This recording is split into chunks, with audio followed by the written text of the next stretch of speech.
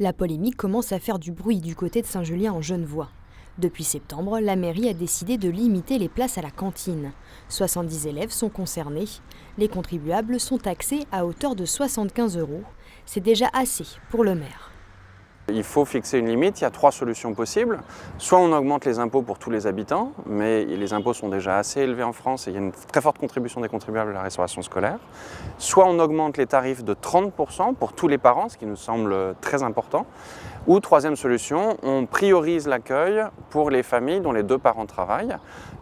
Et pour les autres, on continue d'organiser un accueil, mais seulement une fois par semaine, ou dans le cas des gens qui sont sans emploi, lorsqu'il y a des entretiens ou des formations. Et c'est pour l'instant cette troisième solution qu'on a choisi de mettre en œuvre. On discute avec les parents d'élèves sur la possibilité éventuellement d'introduire une augmentation des tarifs. 70 élèves supplémentaires coûteraient 70 000 €. Pour autant, cette solution de limiter l'accès n'est pas la bonne pour la FCPE.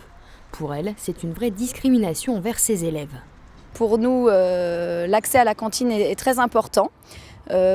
Parfois, pour les personnes qui sont en situation précaire, le repas de la cantine était un des repas le plus importants de la journée et permettait à cet enfant de vivre ensemble et d'améliorer son français. Ça apporte aussi des difficultés pour les parents qui ont des enfants en bas âge.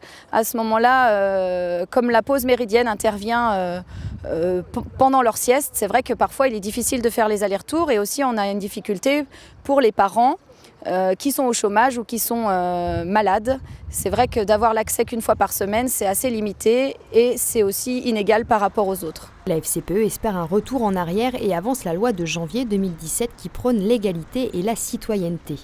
Loi dans laquelle, à partir du moment où la restauration scolaire existe dans l'établissement, l'école se doit d'accueillir tous les élèves qui s'inscrivent. Des rencontres sont prévues entre la mairie et les parents d'élèves pour trouver une solution.